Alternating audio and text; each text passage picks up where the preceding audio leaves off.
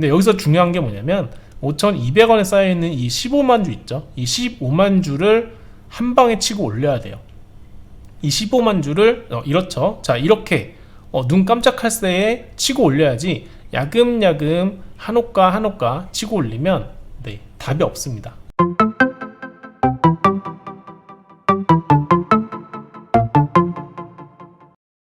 안녕하세요, 책전입니다. 오랜만에 당일 매매 영상을 한번 가지고 왔는데요. 오늘 가장 좀 핫했던 종목들 중에 하나죠. 일성건설을 가지고 왔는데, 매매 마크 내역을 조회하면은 매매 내역이 표시가 되는데, 오늘 총 2번 매매를 했어요. 여기 하나, 그리고 여기 상한가 들어가기 직전에 매매를 해서 마무리가 됐습니다.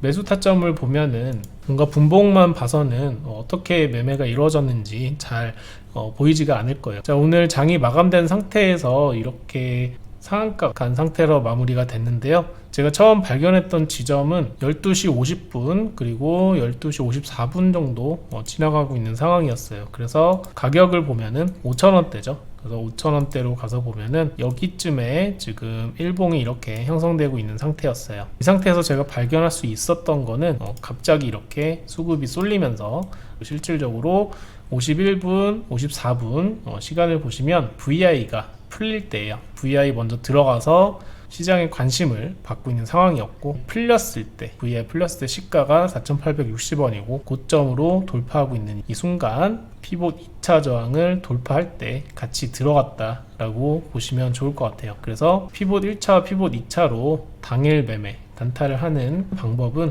이 위쪽에 제가 올려드릴 테니까 참고를 해보시고요. 어쨌든 타점을 잡고 들어갔다. 근데 이 매도 타점을 어떻게 잡았냐 설명을 드리면, 이 빨간색 굵은 선이 121선이에요. 그래서 121선이 5,298원인데 5,290원 호가에 매도를 미리 걸어두고요. 체결이 된 모습이에요. 121선 맞고 한번 떨어지고요. 다시 한번 상승을 해서 상한가에 들어간 모습이에요. 자, 1시 1분이죠. 네, 1시 1분에 5,100원이 넘어가고 있는 상황이었고요. 제가 5,050원에 들어가서 계속 체결창과 호가창이 움직이는 모습이에요. 5,100원에 33,000주가 이렇게 쌓여있죠. 지금 30,000주. 자, 이런 식으로 걷어가는데, 호가창을 보실 때 가장 중요한 건 뭐냐면, 자, 이렇게 물량이 쌓여있는 곳 있죠. 물량이 쌓여있는 곳에 조금씩 걷어가면 안 돼요. 한 방에 걷어가줘야 됩니다. 그러면서 오른쪽에 물량이 쌓여야 돼요.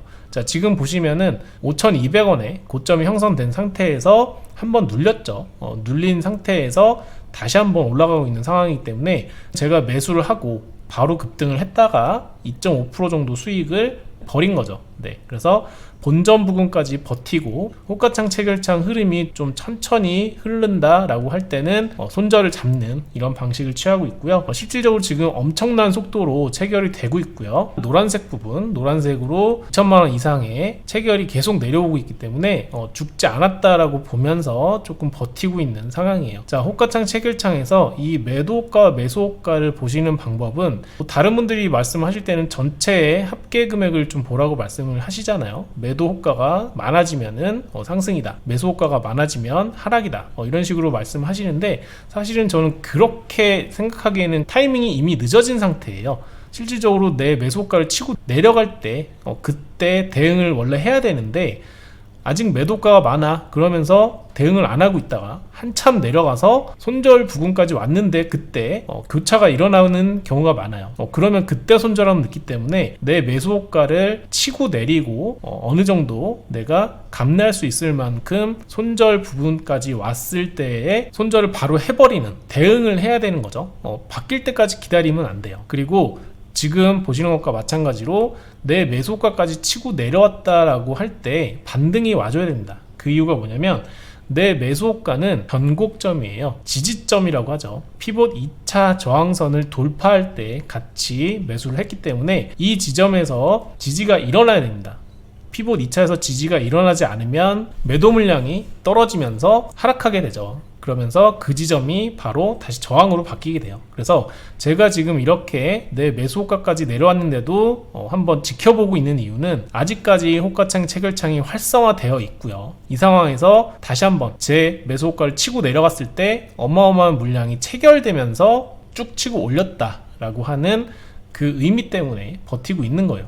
만약에 체결창이 이 순간부터 해서 거의 멈춘 상태로 변한다, 그리고 매수호가를 쭉 치고 들어오는 시장가 체결 물량이 없고요, 매도호가만 있다라고 하면은 그때부터는 매도를 준비해야 되는 시점이 오고 있는 거예요. 제가 지금 본절할 수 있는 구간은 5,070원이죠 0.13%. 여기서 던지면 세금과 수수료를 제외하고 수익을 챙길 수 있고요. 만약에 내가 산 가격에서 매도를 한다 라고 하면은 세금 수수료 부분만 내고 매도를 하게 되는 거예요. 그래서 가장 중요한 점은 사실 5,070원, 5,050원 어디 파냐, 그게 중요한 게 아니라 내가 감내할 수 있을 정도의 손실만 보고 빨리 빠져나오는 게 중요합니다. 저는 아직까지 제 매수가가 왔을 때 2천만원 이상의 물량이 체결되는 모습이 꾸준하게 나오고 있기 때문에 버티고 있는 상황이고요. 만약에 나는 여기서 매도를 하는 게 훨씬 더 좋을 것 같다 라고 하시면 매도하고 나가시면 됩니다. 자, 이런 식으로 엄청난 수급이 들어오죠. 이렇게 수급이 들어오면서 고점을 쳐요. 근데 여기서 중요한 게 뭐냐면 5,200원에 쌓여있는 이 15만 주 있죠. 이 15만 주를 한 방에 치고 올려야 돼요. 이 15만 주를 이렇죠. 자, 이렇게 눈 깜짝할 새에 치고 올려야지, 야금야금 한호가 한호가 치고 올리면 답이 없습니다. 폭탄 물량밖에 쏟아지지 않아요. 그래서 항상 큰 매도가가 쌓여 있다라고 하면은 던지시고요. 어떻게 체결되는지를 보셔야 돼요. 자, 그리고 제가 조금 아까 5,290원에다가 매도를 걸었죠. 그죠? 5,270원까지만 체결이 되고 쭉 빠졌어요. 거의 3% 이상 빠지고 있죠. 제 본전까지 거의 오고 있는 상황이에요. 물론 이 상태에서 어떤 분들은 되게 미련하다, 너 왜 이걸 다 포기하고 그냥 여기까지 버티고 있냐 라고 생각하실지 모르겠지만, 제가 호가창 체결창을 바라보는 흐름상에는 아직은 반등의 여지가 있기 때문에 좀 버티고 있는 상황이다 라고 말씀하시면 되고요. 만약에 이게 좀 잘못된 것 같다, 나 같으면 여기에 던졌겠다 라고 하시는 분들은 그렇게 하시면 됩니다. 주식시장에서는 옳고 그름이 없어요. 내가 하는 게 다 맞습니다. 단 그게 수익이거나 손절을 했을 때에도 납득할 만한 이유가 있는 손절이면 다 그게 정답이기 때문에 네가 맞니 내가 맞니 하실 필요가 없어요. 자, 이렇게 호가창 체결창 속도가 엄청나게 활성화되어 있고, 이 2천만원 이상의 이 노란색 체결이 끊임없이 내려오고 있는 호가창에서는 무조건 여기에 쌓여있는 매도 매수 물량들 있죠. 이 물량들을 유심하게 보셔야 돼요. 자, 28,000주 3만주 이렇게 쌓이니까 매도 물량 떨어지죠. 자, 매도 물량 떨어지는데 여기 3만주 정도 좀 크게 쌓여있는 부분 있죠. 여기가 지지가 되고요. 다시 3만주 올라가고, 여기서 다시 똑같은 물량이 쌓아줘야 되고요. 쌓아주지 않으면 또 내려가고, 다시 한번 치고 올리면 이 28,000주 이렇게 조금씩 더 큰 물량, 평균 대비해서 좀 큰 물량이 쌓여있는 호가들 있죠. 이 호가들을 힘있게 치고 올려야 돼요. 그래야지 고점 돌파도 일어나고요. 그리고 상승도 일어나게 돼요. 한호가씩 천천히 상승하는 종목들은 급등이 나오기 힘듭니다. 자, 이런 식으로 치고 시장가가 들어오면은 이렇게 이어서 들어오고요. 자, 이런 식으로 이 3만주 쌓인 걸 한 번에 걷어가야 돼요.